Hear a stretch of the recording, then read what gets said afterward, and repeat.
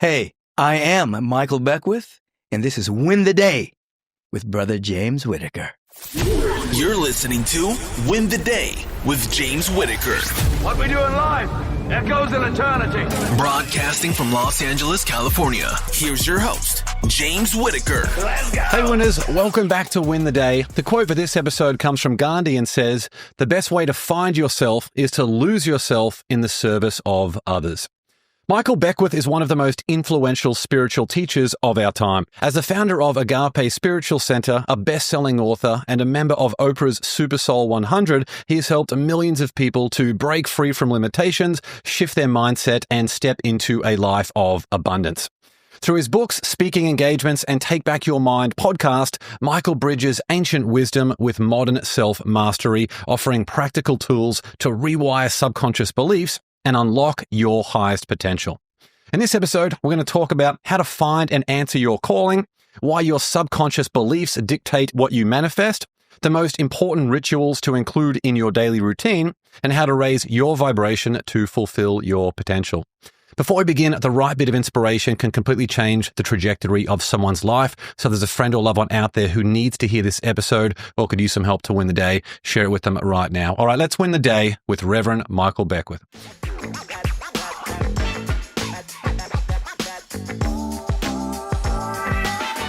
Michael, this is a really surreal moment for me. I'm deeply grateful for all of the work that you have done. I first came across you in 2006 in the film The Secret. And I just want to say thank you and acknowledge you just for being here today. Thank you so much. Thank you for the invitation.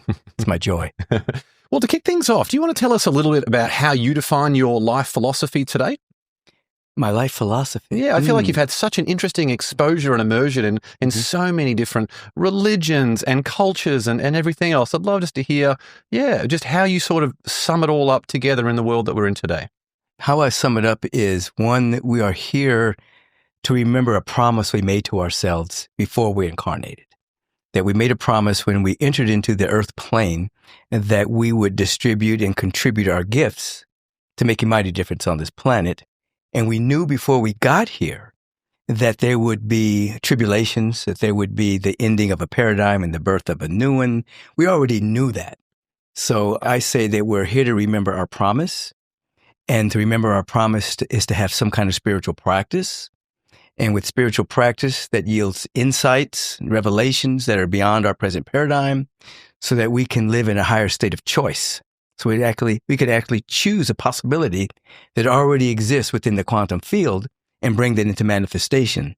So I say promise, practice, and possibilities is kind of where I live.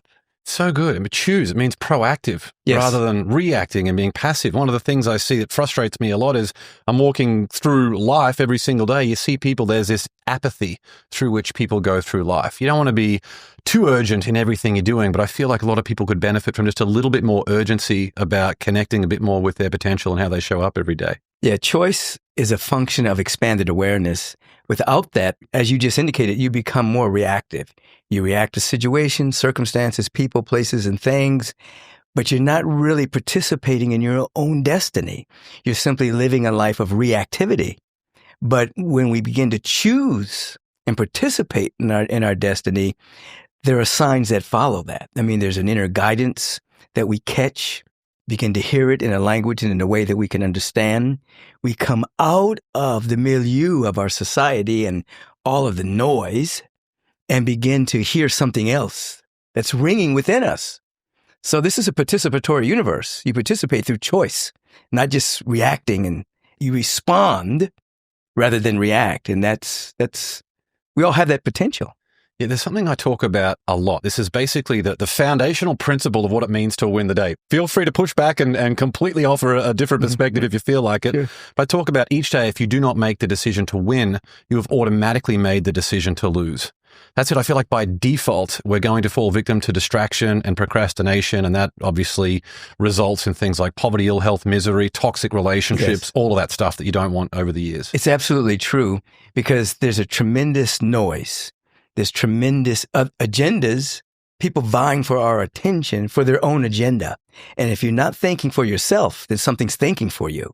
And then you end up living a life based on somebody else's agenda, not your own. So you have to decide and you have to choose. Decision means cutting away anything that's hindering you. That's like decisive. That means you're cutting away. And choice is when you expand your awareness, you're able to see clearly and you choose something. So you have to decide and you have to choose every single day, or you're cut adrift on the sea of mental garbage. Not good. Take us into your personal story. Like, who was the first person to believe in you when you were young? Oh my God. My parents were very proactive in their belief in me and my brothers. My mom, I can see her, they both passed on, but I can see her now having a strong belief. My dad, he was very forthright, but he believed. And that's my primary years. And then there were other individuals. There was a woman, a spiritual teacher by the name of Alyssa Sprinkles. And I'll always remember when I went to see her one day, when she opened the door, when she looked at me, I saw what she was looking at. She was looking at excellence. She was looking at this presence of beauty. And it shocked me because I could see what she was seeing.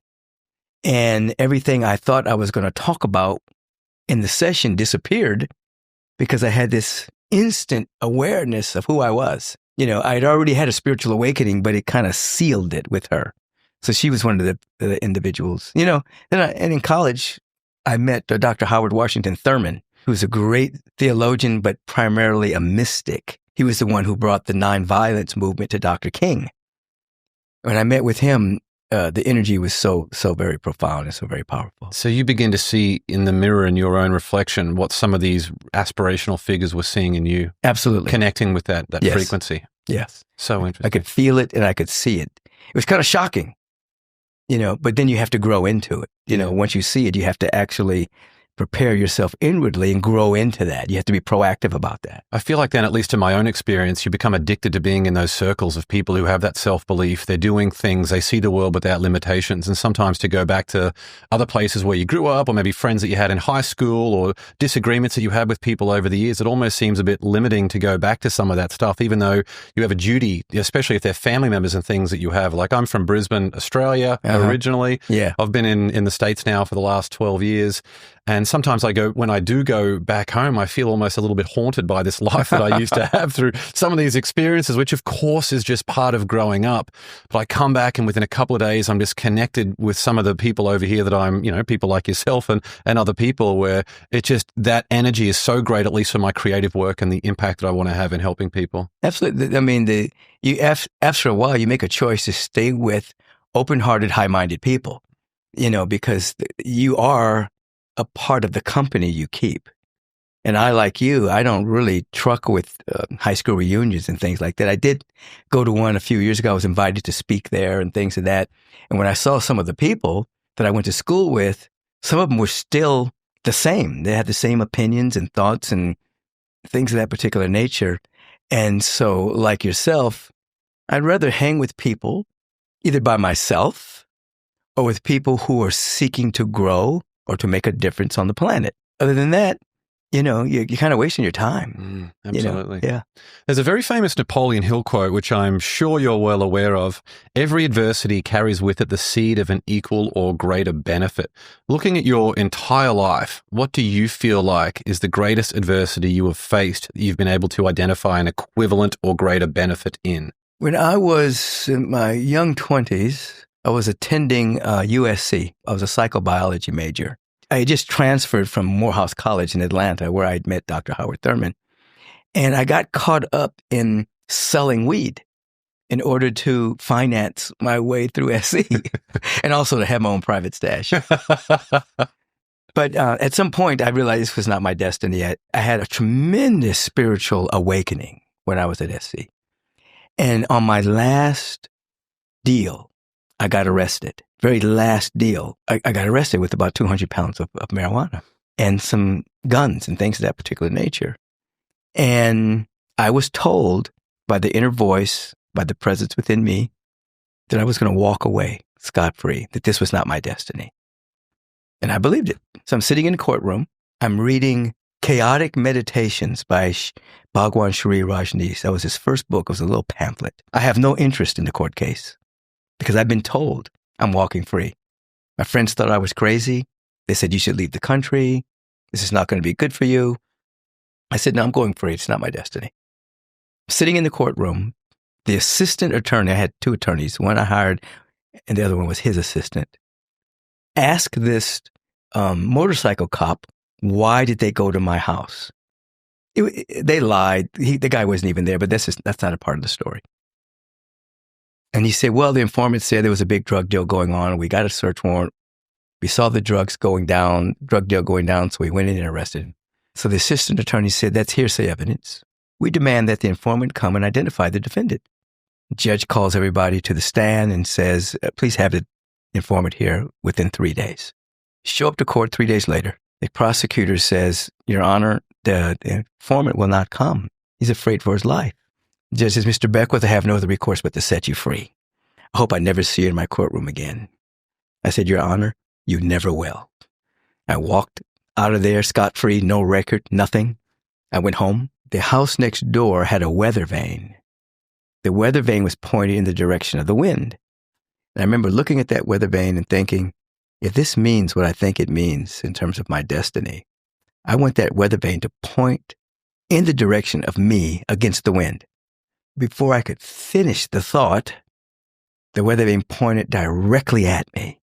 And I just started crying. I fell to my knees and I surrendered my life to this vast presence that I had had an encounter with previously, this presence of love and beauty everywhere.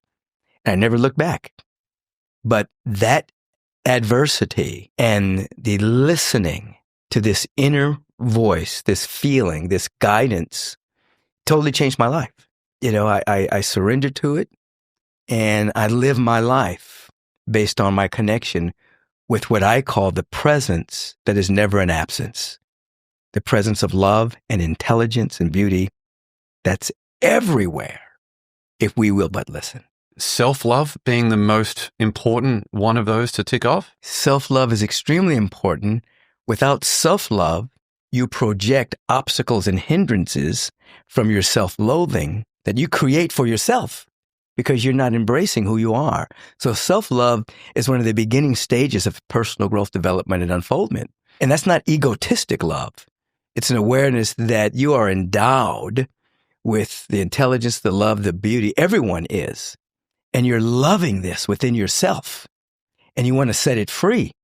But you also see it in everyone else. You're not like trying to be better than anyone. You're only trying to be better than your previous self. So self-love is extremely important. And I've heard you talk previously as well that opens up forgiveness. Very hard to forgive when you have that self-loathing. Forgiveness is key. Without forgiveness, you create debt in your life because you're living with the phrase that somebody owes you something. They owe you an apology. They stole money from you. They need to give you the money back. They gossiped about you. They need to make amends. So you're living in this space of they did this and they owe me this. Now, by law, the law matches that with, oh, you think you're missing something? Here's debt. Here's an obstacle. So without forgiveness, self-forgiveness, and forgiveness of others, you actually create the vibration of lack in your life. So forgiveness cuts all that free. And it doesn't mean you condone what somebody did, but you're no longer connected to it. Yeah, I really want to dive into that. Before we do, have you ever had a conversation from like a higher consciousness reaching the heights that you have back to you in that moment when you feel like you were at your lowest point? There's a close friend of mine who passed away a couple of years ago, Dr. Mark Goulston. Mm-hmm. He was a psychiatrist at UCLA, one of the world's top experts on communication, just a really beautiful soul. And I had some, we all have our own rock bottom moments. And I had described to him on his podcast, actually, which was very confronting for me at the time to have to relive all of those different things. And what he encourages people to do is when they're in the present, which they should be, and in a place where they feel like everything has happened for a reason and you're in a good place now, like I have a clear mission, right. I'm married, I've got a family, I've got everything everything I could possibly want, to go and replay that moment in my own mind of what happened, but be there and observe and even have a conversation with myself from the person I am today, sure. as well as the person going through that to stop it being such a haunting memory. Oh, absolutely. You can go back and reframe it and heal it. Yeah, I've done that. I've done that kind of work. I've even had the experience, like for instance, when I was 27 and I'd had a spiritual awakening I'm on my way to a senior citizen center. They've invited me to speak. I'm driving in my car to the valley. It had been raining. And all of a sudden, the clouds part and the sun is shining. And I have a visitation from myself in the future. I'm wondering, what am I going to do with my life? Future self comes to me and says, keep doing what you're doing. You're on the right path. You made it. I'm the result of your decisions. It gave me such an uplift. So now, years later, I founded Agape. It was a Wednesday evening service. I'm speaking in a building right over here. We used to have a building right over here. And I'm in this expanded state. As I'm driving home, I suddenly see young Michael. He's 27. He's driving in his car, and he's wondering how his life is going to turn out. And I say to him, Michael, you're okay. Keep doing what you're doing. I'm here. So I've had the experience of being the young person wondering about something, and I've had the experience of being who I am, talking to the young person. And then there was another part of me here that was my next level of future. So I've had that experience in real time of being the person wondering, being the person answering, and then being aware that there's another aspect of me seeking to emerge. How can people open to have that? Is it getting a bit more in tune with like your intuition, or are these things that have only happened to you a couple of times, or is this something that you feel like you can almost call on demand now? Well, what I do, first of all, I think individuals need to have some kind of meditation practice where you're coming out of time and you're holding your attention on that which is real until it becomes active in you. One of the practices that I do is like this is just one practice. When I go to sleep, I'm starting to fall asleep, I have a certain list of things that I'm working on, some people that I'm praying for, family members, things for Agape, and I read them as if they've already happened. I'm falling asleep. And then as I'm falling asleep, in the field of infinite potential, I choose a possibility. I choose it. And I feel that it's happening. And then I go to sleep. And so what happens with that is sometimes I'll have a lucid dream in which I'm actually living in that reality before it manifests. And then I watch as things start to happen in this 3D world, bringing that into expression. I'm choosing something. And it's really good to choose it when you're about to fall asleep, and then re-choose it when you're waking up, when you're in what is called the hypnagogic state, that state between sleep and awake. So I practice that. It's like surrender before you fall asleep, so you can relax and then connect with it when you're in the morning. And you can. And we have a mutual friend, Emily Fletcher from Ziva Meditation. She's great. What I love about that is it incorporates a manifestation piece, because without that, just that stillness, I just become, as a lot of sort of entrepreneurial minded people, you just, you get a million thoughts going through your head. So I'd been a failed meditator for many, many years before I found Ziva, and it was so great to be able to do that. But in terms of your meditation, are there any specifics about the meditation that you like, that you feel like would be beneficial for other people to explore? I hit at it from different angles. But first of all, I invite people to, as you relax, however it is your way to relax, and feel that you're in a frequency of love. And then you establish an intention. And one intention is I'm intending to wake up to my glorious nature, because everyone's sleepwalking to a greater or limited degree. So I'm intending to wake up. And that develops a feeling of intention. Then I teach people to take your attention, put it on the intention. And then from there, you have simultaneous awareness. You become aware that your body's breathing. Why is that important? Because you can't breathe in the future and you can't breathe in the past. Breath is present. So you're with your intention, you're very present. And I teach the present is not the same as the eternal now. The present is a tense in time, whereas now there is no time, but it's close to the now. So you're in the present watching the breath. You enter into your meditative practice, one, as if this is the very first time you've done it. So you have your beginner's mind. You listen with your entire being, because there is a broadcast of intelligence everywhere, so that you can hear it, not with ears, but with your whole being. And you sit in that phase. And then you become available to insight and revelation. There's no good or bad meditation. Every meditation is good, because some meditation is agitation, cleansing out dirt. Some meditation is insight and revelation, where you feel oh my God, but you have to have both. If you put dirty clothes in your washing machine, it can't go right to spin cycle. It has to have agitation to clean out the dirt. So sometimes the meditation is just you releasing that which doesn't serve you, but you're able to look at it without resisting it. And then sometimes your meditation is, oh my God, you have the most greatest insight, greatest sense of connection. But both are necessary and both are magnificent. So that's one phase that I teach. But I teach, I'll teach pranayama, I'll teach certain breath techniques and things of that particular nature. But what's important is, why are you sitting? What's the intention? Beautiful. I love that. Yeah. Napoleon Hill wrote in Think and Grow Rich, best-selling self-help book of all time, he wrote that the starting point of all achievement is desire. Yet one of the core tenets of Buddhism is that life is suffering, and the source of suffering is what you desire. So how do you balance the hunger for future achievements with happiness in the present? Well, the word desire comes from the word to sire. And so real desire is that there's something already within you that you are willing to express. So you embrace that which is seeking to express. It's called a desire, but it's not a longing for there. It's a longing to activate and to set your potential free. So I embrace setting my intention free, and I'm not living in an expectation, because I keep the expectation minimal, but I keep celebration high. So minimal expectation, total participation, great celebration. What does that mean? I'm not expecting, and I'm not anticipating. I teach you're not an anticipant, you are a participant. So since this desire is actually something already within me, I participate with it. I'm feeling that it's happening. I'm seeing that it's happening. So I'm participating, and then I'm celebrating that it's happening. So I'm not longing for the future. I'm absolutely activating something that's already happening. I'm bringing it into expression.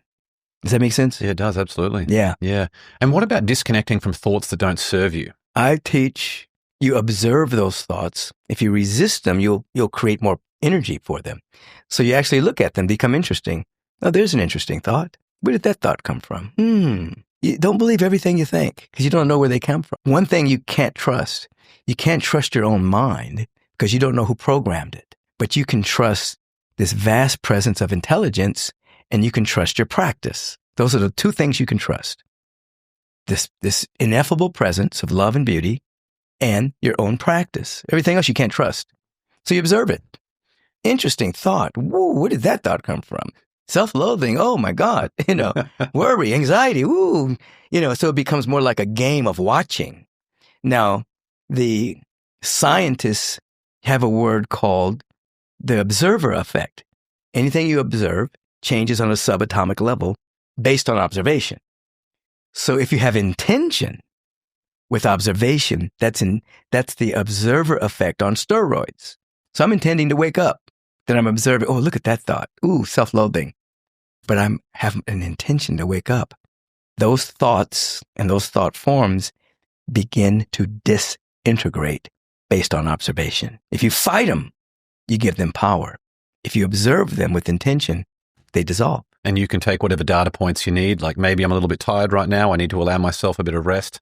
All of that. Yeah. Absolutely. Especially with you obviously being on stage in front of however many people every single week. I imagine you must feel run down at times, or certainly retreat to places where you get a little bit of rest to recharge. After I speak, I go upstairs and I hydrate, get a bite to eat, and I go home and I rest. Sometimes the family comes over and we socialize, and they know that after a couple of hours, I'm going to fall asleep. They don't take it personal. Night, everybody. I'm taking a nap. Just nodding off at the table. Because I'm up at 4 in the morning. And so. Awesome. We'll be back with the show shortly. I've got a quick question for you. Are you living up to your potential?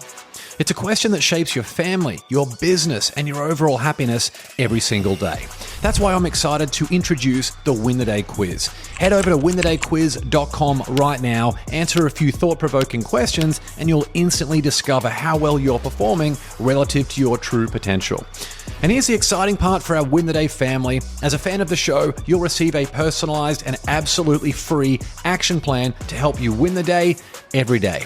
Now, just imagine how transformational the results will be when you consistently show up as the best version of yourself in every aspect of your life. Don't miss out. Take the Win the Day quiz now by visiting winthedayquiz.com or click the link in the show notes. All right, let's get back to the show.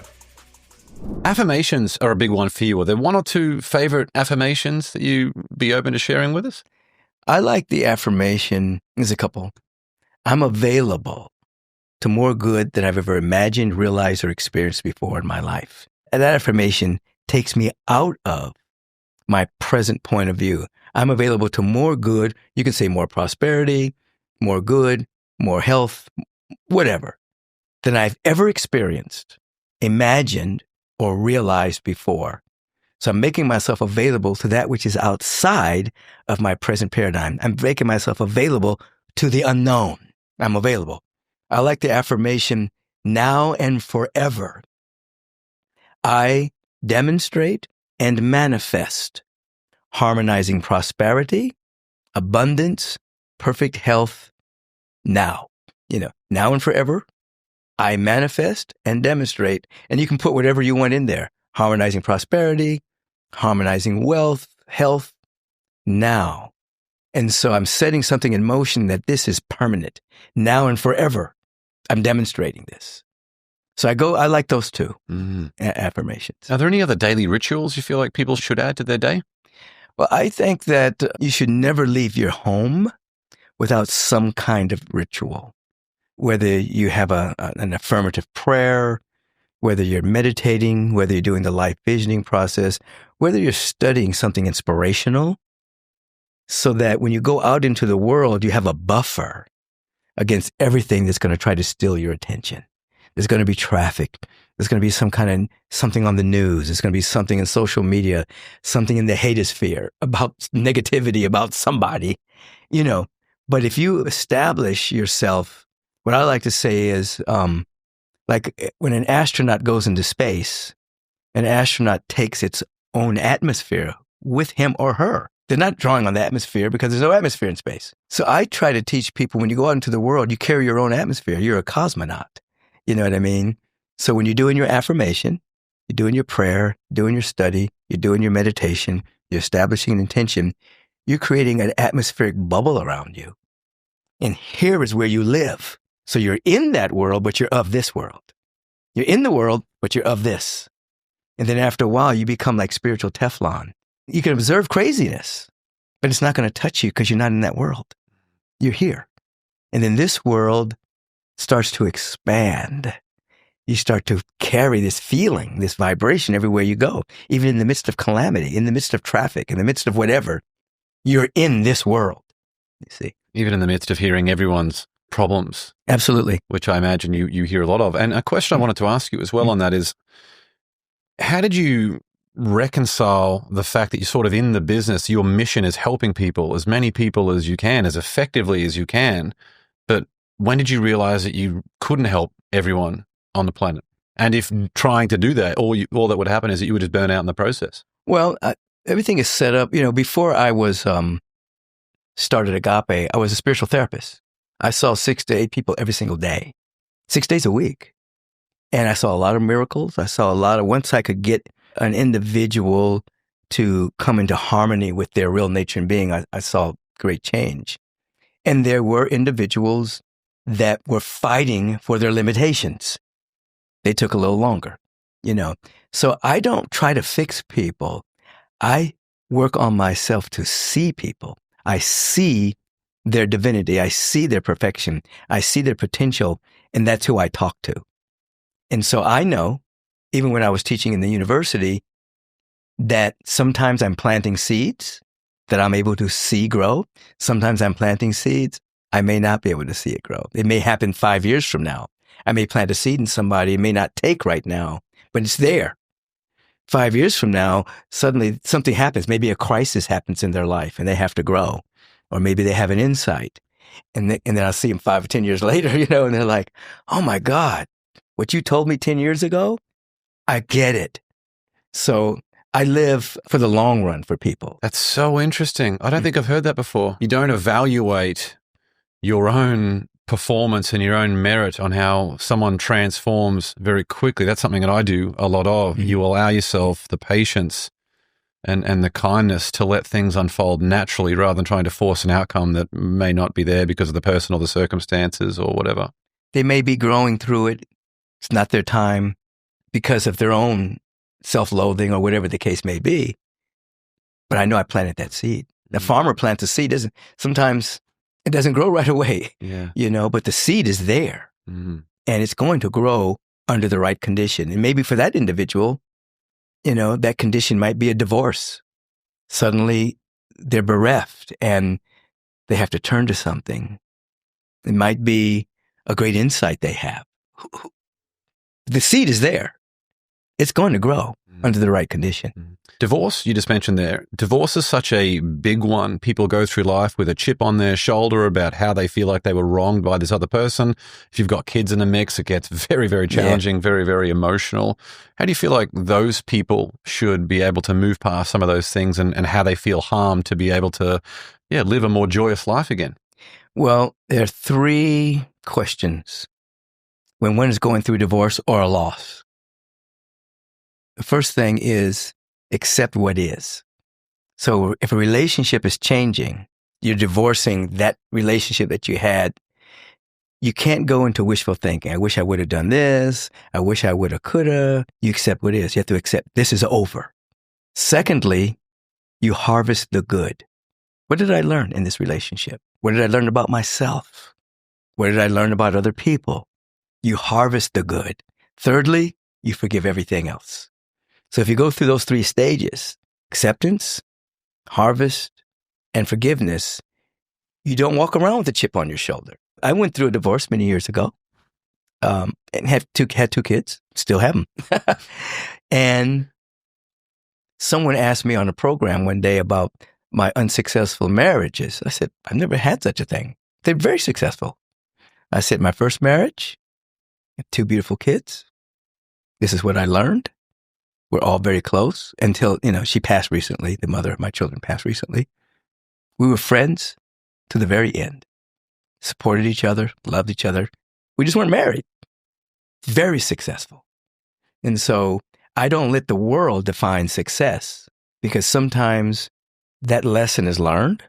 People go in different directions. But while you were together, you learned very valuable things if you pay attention. If you ask the right questions.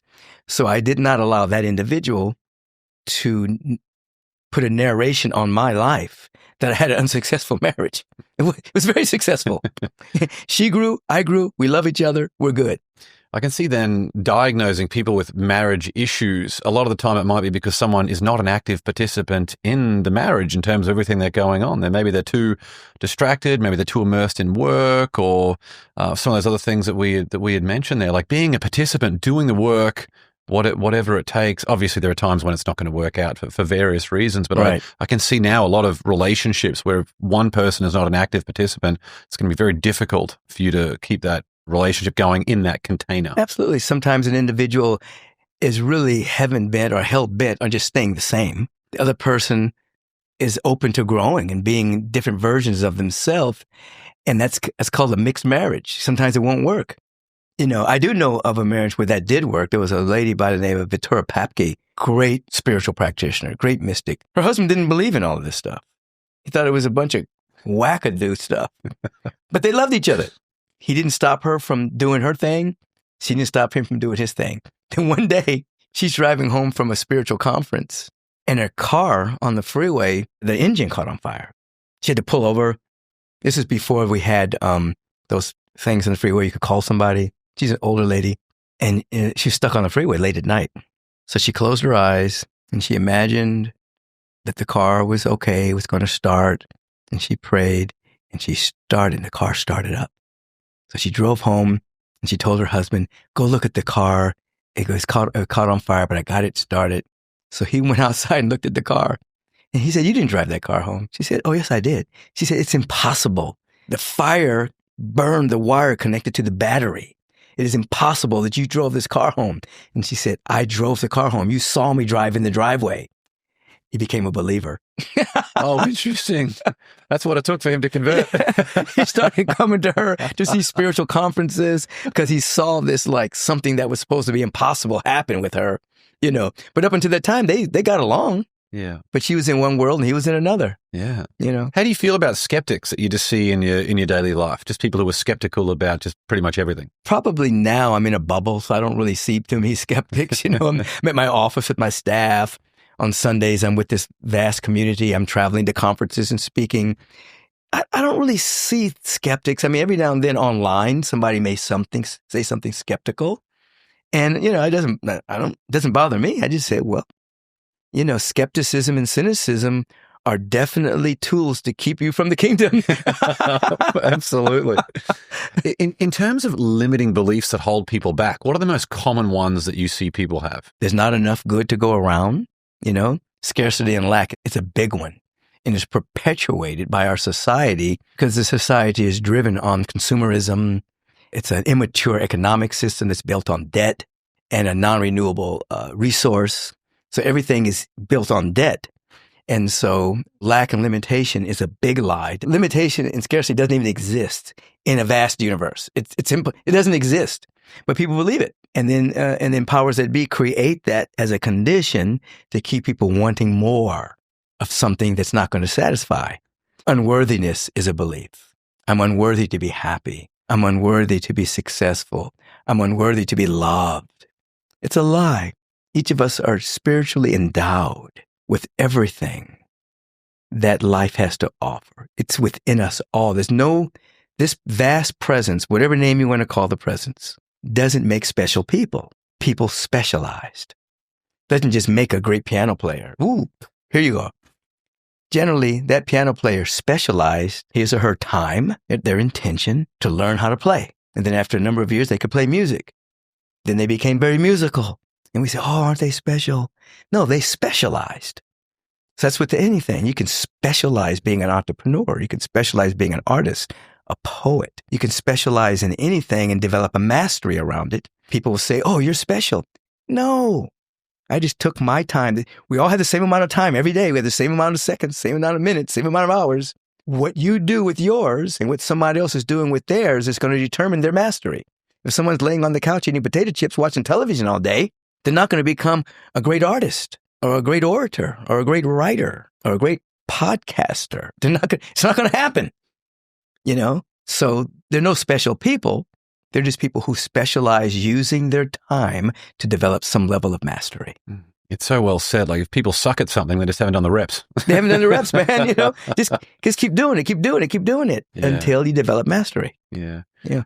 With all the people you've helped, is anxiety a big one? I feel like anxiety is more and more common these days. I'm hearing people who have asked me for advice, have had kids that refuse to go to school because they have anxiety. People are feeling anxious about the work that they have, anxious about their family situation, stressed out parents who are trying to keep their marriage together with two working parents and all of those different things. How should people handle and approach anxiety if they feel it overwhelming them every day? Well, the mental health issue with anxiousness and anxiety really exacerbated after the lockdown of healthy people when there was the whole pandemic frequency. And that became kind of a catchphrase. So that becomes contagious. It becomes a part of the gestalt. Mental issues, anxiety, anxiousness, and people can catch it. Just like people can catch a cold, you can catch a thought. So then anxiety and anxiousness, it's in the social milieu now. So anxiousness and anxiety is generally a projection of a worst case scenario into the future. And so what I teach people to do is to learn how to project a best case scenario. You have to re-enchant the imagination. The imagination has been hijacked by a worst case scenario. Something bad happens, something doesn't go to your plan. You start thinking, oh my God, this is going to happen. I'm going to go home. We're going to have an argument. We're going to get divorced, or I'm going to get fired. You know, you don't have to let your mind run amok like that. You can actually take the time and re-enchant the imagination and ask, what is the best thing that could happen from this? Just ask the question. Your mind will start to fill it in. What is the best thing that could happen from this particular experience? You start to fill it in. Then you start to become aware. Oh, yeah, that's a possibility. Oh, that's a possibility. That's a possibility. Now, what's happening there? Your energy's rising. Tonic chemicals are starting to flow. Your immune system is getting stronger. The brain coherence is starting to happen. Now you're able to think more clearly. Solutions are happening. Answers are happening. So instead of your mind just running amok, now you're in a different frame where you get to catch wisdom because you've asked a different question. What is the best case scenario out of this event that seems so bad right now? So if we can just stop, hold your horses for a minute. The mind's going crazy. The mind's not the controller of you. You're the controller of the mind. What's the best thing that could happen? So I try to teach people to work with best case scenarios. And sometimes people have to build into it. So the best case scenario may not be totally big, maybe just something little. But then it starts to grow. Imagination starts to be used wisely. I call it re-enchanting the imagination that's been hijacked by the world. You've mentioned a few questions already today that people should ask themselves. Do you have like a structured process or a specific set of questions that you ask yourself to help you show up as your best every day or every year or every quarter? Well, years ago, I originated what is called the life visioning process, in which you sit in meditation and you ask, what is, you could say it in different ways. If a person likes the word God, I mean, I teach, obviously, God is not a guy in the sky. God is a presence of love and beauty and intelligence. What is God's idea of itself as my life? It's one way of asking. What is seeking to emerge through me? Because we've all come here with gifts. So you begin to ask those questions. And if you're sincere, you'll start to hear, not just with your ears, but you'll start to catch the idea of your life. The next question is, what do I need to become in order to manifest this idea? That's the growing edge. You start to hear, I need to grow in this area. I need to develop this talent. I need to forgive, whatever. What do I have already that can be in service to this vision that's emerging? This is a very important question because as the law says in Scripture, to he or she who has, more is given. To he or she who has not, even that which they have is taken away. It's not personal. If you feel that you have, if you feel it, more comes. If you feel that you have not, then you're creating the condition to lose. It's just law. It's not personal. So what do you have that can be in service to the vision? Your mind will start, oh, I have these resources. I know these people. They could probably help me. I have this gift within myself. So now I'm vibrating with having, you see. Then from there, you ask, what is it that no longer serves me that I'm willing to let go? Again, things will bubble up. These kind of conversations don't serve me. This complaining doesn't serve me. Being with those people that are always gossiping about other people, that doesn't really serve me. You start to become conscious of things you can let go of. And then you wrap it all up in willingness. If there's willingness, there's a way. If there's willfulness, there's a wall. Because you're making yourself available. What's the vision? What do I need to become? What do I have? What can I let go of? And you feel willingness. And you stay in the vibration of willingness. That's a short version. Mm-hmm. But the universe answers every question you ask. We just have to ask higher questions. Ask positive, higher questions. Mm-hmm. The Secret, released in 2006, did a great job of broadcasting the law of attraction and a lot of personal development principles to the world. Right. What do you feel like it got wrong? I feel like there's a lot of misconceptions about the law of attraction. I don't think it got anything wrong. I think it was a beginning Trojan horse to sneak into society. So it used bells and whistles of materialism. You can have money, your body can be healed, you can get a car, had soundtrack, getting people all involved in it. But it was a beginning. It wasn't an ending. It was just a beginning to let people know that they determine their own destiny.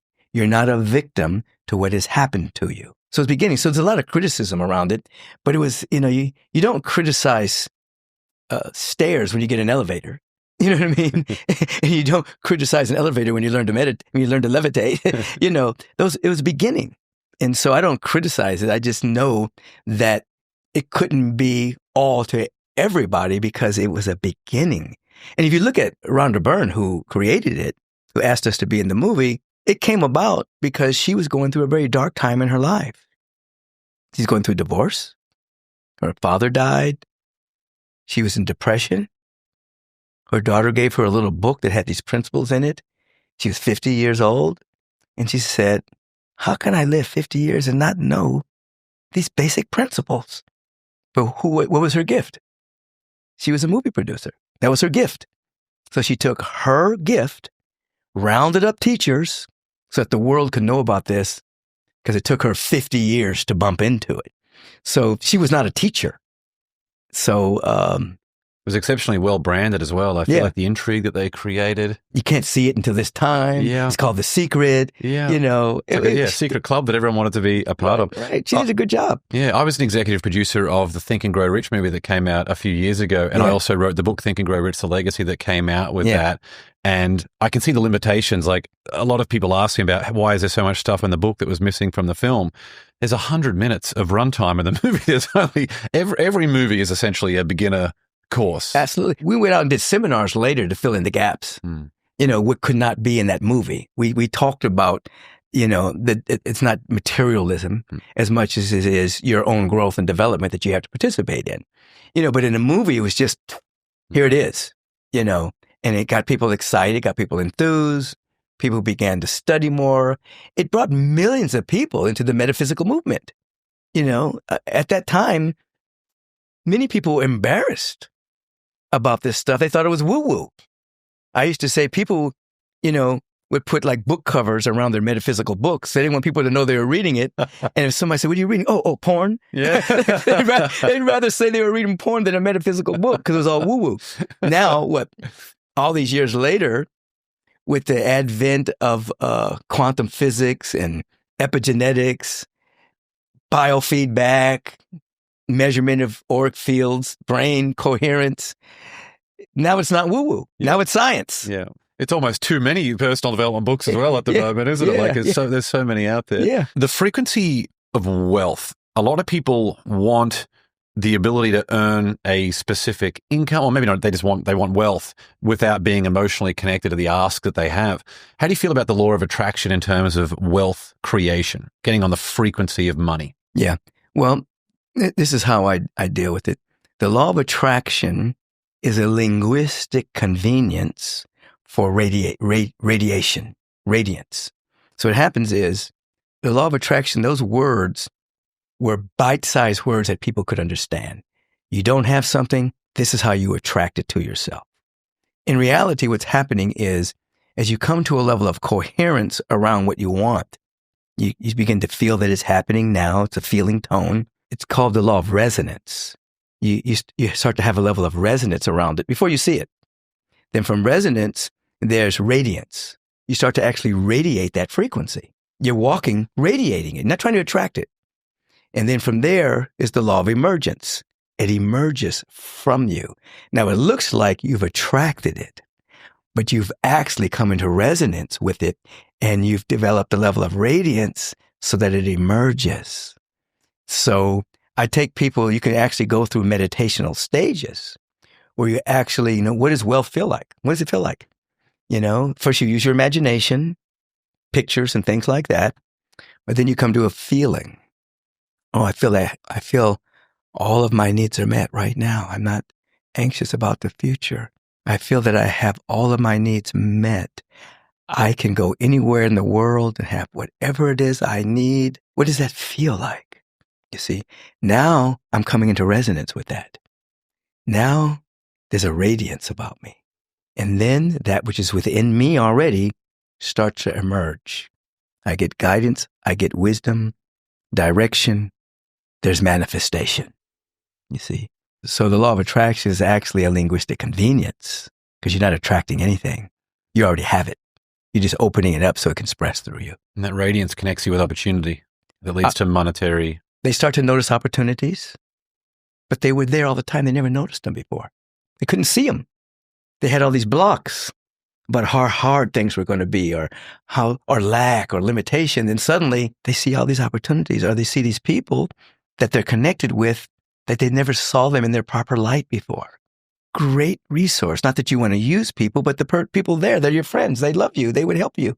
Yeah. You see life differently. Yeah, what you focus on, such a big one. Albert Einstein has a famous quote. He said, "A calm and modest life brings more happiness than the pursuit of success combined with constant restlessness." Yes. And I've felt that restlessness as you have that pursuit of success. If you look at someone who has, a maybe more stable corporate job, they might have been in the same job and for a couple of decades, it's a very calm life compared to particularly entrepreneurial-minded people. How do you feel about that quote? I think it's a good quote. I separate a businessman from an entrepreneur. A businessman's bottom line is profit. An entrepreneur wants to change the world using the modality of business. The bottom line isn't just profit. The bottom line is securing happiness for employees, changing the world in some better way, making a contribution. Business people, and this is not all business people, generally the bottom line is profit regardless of what they're selling. There's another statement that I like is, to he or she who can perfectly practice in action, all things are possible. So when you come to that space of there's a lot of activity, but you're feeling connected, then everything opens up for you. It's calm. You don't move until it moves you. So you're not just spinning your wheels. Yeah. Brilliant. When it comes to people connecting with purpose, how does someone get clear on their calling and what they're put on this earth to do? I believe that everyone has the same purpose, but everyone has different missions. Everyone has the purpose of reflecting and revealing the infinite according to their uniqueness. We've all shot from the eternal source of all creation. So we have this purpose to reflect back to it everything that it is, but according to our uniqueness. Somebody may do it as an artist. Their mission may be to be a teacher, a doctor, whatever. So 2 things. One, even in the vision process, if you ask, what is my vision for my life? You'll start to get inklings of what is it how you're to contribute, you see. And it'll have something to do many times with your natural gifts. When you were a kid, things you love to do. And if you take whatever your natural gift is and turn it into a mastery, and then that becomes a center point in your life, spokes will come out of your mastery and you'll find yourself being more of a Renaissance person. You started with the mastery of whatever it is your main thing is. And then, oh my God, now I know how to do this. Now I know how to do that. Oh, now I'm writing. Oh, now I'm speaking. Oh, now I'm on television. Now I'm doing a book. Maybe your mastery may have been poetry. Your mastery may have been writing. Your mastery may have been art. But you start there, and then you'll find that you can take that same feeling of mastery into other areas of your life. You can see the problem there with teenagers and young adults who aren't even trying anything. Right. Yeah. Particularly in these days where so much has been closed down and the mind has been hijacked by fear. It's very important that we have small groups. And one of the things that happened many years ago was we had television groups, tell-a-vision. And we had people all around the United States meeting in small groups. And all they were doing was going into meditation and then telling a vision for their life and then having the group support them, holding them accountable. What did you do today to walk in the direction of your vision? Who did you speak to? What did you say? The great pirate, I call it the great pirate, can steal your attention. The great pirate is entertainment. I'm not putting down entertainment, but some people are so entertainment minded. The basketball, the football, the Super Bowl, television, all the different series on TV, 150 channels. It steals people's creativity. So you actually have to pull away from that and give time to yourself and catch a vision and then walk in its direction every day. Baby steps. Doesn't have to be monumental. What happens is when you take baby steps, you develop momentum. And then Mighty Mo moves you out of inertia. And then you're pulled by something. Everyone wants to be having these conversations, but there's just not the right. That's why they need to be listening to your podcast. That's right. They need to be listening to my podcast. They need to Exactly. tune on to something that's going to take them out of the lethargy of the mind. Yeah, that's why at the start, every single podcast that I do, it's always the right bit of inspiration can completely change the trajectory of someone's life. So Yes. share it with them if they need to hear it. If Absolutely. there's someone that you know. If you could leave the audience with just one spiritual principle to live by, what would it be? You've entered into the earth not to get anything, but to give everything. You have everything. You're here to circulate it. So since the world can't make you happy, it's an illusion that it can. You've come to give. You didn't come to get. And so if you ask every day, what can I contribute? What can I give? How can I share? The universe will fill your hands with something to give. Mm-hmm. If you say, how can I get? You're starting with lack. Brilliant. And last question before the rocket round. On your best day, what's an affirmation that you would write on a flashcard that you could show yourself on your worst day? All of my needs are met and everything is working together for my good.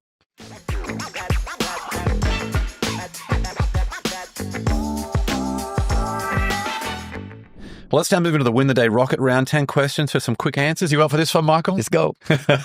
Number one, what quote inspires you the most? Pain pushes until the vision pulls. Number two, morning coffee or evening wine? Morning smoothie. Oh, nice. What do you put in the smoothie? I wake up in the morning. First of all, I drink warm water with minerals and lemon. Mm-hmm. And then I make a special tea, herbal tea with cacao, cordyceps. I go work out, then I come back, I make a smoothie. I have my own green drink. It's my own product. It's called Adapta Zen from Nutri-Rise. So I use my green product. I use a special protein powder, avocado, blueberries. I make my own almond walnut milk. And I drink that every morning. And every day it's I may put a little different things in it. Yeah, love it. Yeah. We'll include a link to that in the show notes as well. Yeah, please. Number three, what's one bit of advice you would give your 18-year-old self? You're on the right path. Don't give up. Number four, what book do you gift the most or that contributed most to the mindset you have today? There'd be 3 books. For the Inward Journey by Dr. Howard Thurman, The Man Who Tapped the Secrets of the Universe. Glenn Clark is the author, Walter Russell. And the other book is The Man Who Talked with Flowers. It's about the life of George Washington Carver. Those 3 books are very powerful. Is there a unifying theme across them or are they different for each book? It's a unifying theme. Walter Russell was the greatest mystic that ever emerged out of America. And it showed his life. This is the book about him. When you read the book about him, then you'll go to his own books. But it showed him as a young child growing into adulthood. He invented the duplex. He was a multimillionaire. He raised Arabian horses. He was an ice skating champion at 67 years old.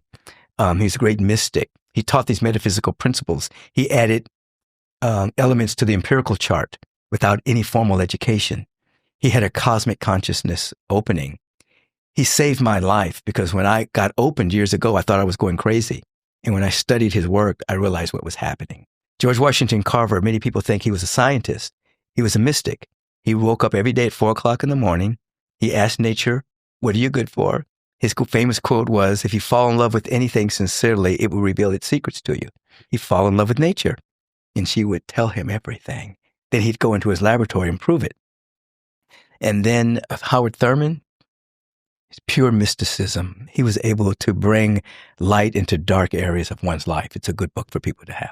I love as part of your journey too, finding mentors through the written word. It's a core theme in a lot of people that I've interviewed is you don't, especially when you're starting out, you don't necessarily need to have all the mentors in real life. Right. You can find them in books and have conversations and all of that. You can imagine them sitting there talking to you. Yeah.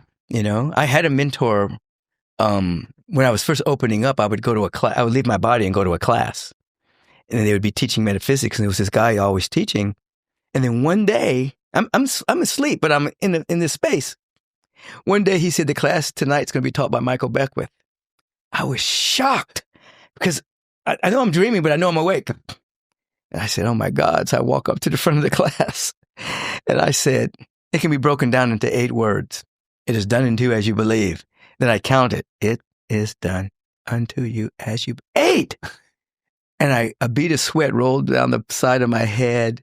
And I woke up in bed sweating because I realized I was not sleeping. I was actually hanging out. Years later, I found out that man's name was Ernest Holmes. because I saw a bust of him at a church. And I said, oh, that's the guy I see at night. And I said, I know this guy. And people looked at me like, you don't know him. He died in the 60s. And I said, no, when I go to sleep at night, I see him. And they thought I'd kind of crazy, so I stopped telling people that story. Number 5, was there a vulnerability you once hid within that became your superpower? Very shy person, very inward, and liked being alone. So that became the ability to sit by myself in meditation for long periods of time, which then began to be allowing for different aspects of me to come forward, to speak, and to be present with groups of people. But that initial turning within, that initial wanting to be alone became a strength. Number 6, what's one thing you've learned about failure? Don't give up. It's you only fail if you stop. You know, failure would take you into different roads. Maybe you thought you were supposed to go left. If you don't give up, you realize, oh, I was actually supposed to go right. Number 7, if you could sit on a park bench and have a conversation with someone alive or dead, who would it be? It'd probably be Walter Russell. Mm-hmm. Yeah. Number 8, what tool or resource best helps you run your life or your business? Life visioning and meditation. Number 9, share one thing on your bucket list. I've been to a lot of places, but there's one country in Africa, and I can't think of the name of it right now. I want to go there. It's a special place. I don't know why I'm blocking the name right now, but it's probably on my bucket list. It's probably traveling to more countries and being in different cultures. I think that one thing that this vast presence created nothing exactly alike. No people, no rocks, no snowflakes, no trees. Diversity is built into it. And so I like to see different cultures in different places. Oh, it's so good for that, just tapping into infinite potential, isn't it? You just get around the world and realize how small everything is and just how expanded your mind can become. I can't believe that only 10% of the population of America have passports. Is that right? Yeah, less than 10%. Wow. You know, you gotta see, even if you don't travel outside the United States, you want to travel some other places around the world and see that your thinking is just one way of thinking. It's not the right way. It's just one way. Yeah, for sure. And last question, number 10, what's one thing you do to win the day? You know, I'll tell you what I used to do at the end of every day. And I think I'm maybe bringing this back. I had in my trunk a cooler. I had sparkling apple juice. And it had wine, it had different things like that. And whoever I was with at the end of the day, I'd open up the trunk, and whatever your thing was, if you liked wine, if you didn't drink, we would all toast that we made it through another day and it was great. So now I just go into a deep level of gratitude at the end of the day. But I'm thinking about bringing that back. I love it. Bring it back. Yeah. I love it. Well, there are a bunch of ways to connect with Michael, and we'll link to all of these in the show notes. You can follow him on Instagram at Michael B. Beckwith, grab a copy of his many books on Amazon, and visit his website, michaelbeckwith.com. Again, all that and more will be linked in the show notes. Michael, thank you so much. It was an absolute pleasure, and I really appreciate you coming on. Thank you for the invitation. It's been magnificent. Thanks for joining me on another episode of the Win the Day podcast. We want to hear your thoughts on what we covered today, so drop a comment on the YouTube version of this episode with your favorite takeaway, any questions you have, or what actions you'll be taking as a result of what was shared in this episode. And if you found value in the Win the Day podcast, leave a 5-star rating on Spotify and Apple Podcasts. You'll find a link to both of those in the show notes. It'll only take you a few seconds, and more ratings really helps other people discover the show so they can get the mindset upgrade they need, and we can bring more winners into the Win the Day movement. That's all for this episode. Get out there and win the day. Until next time, onwards and upwards, always.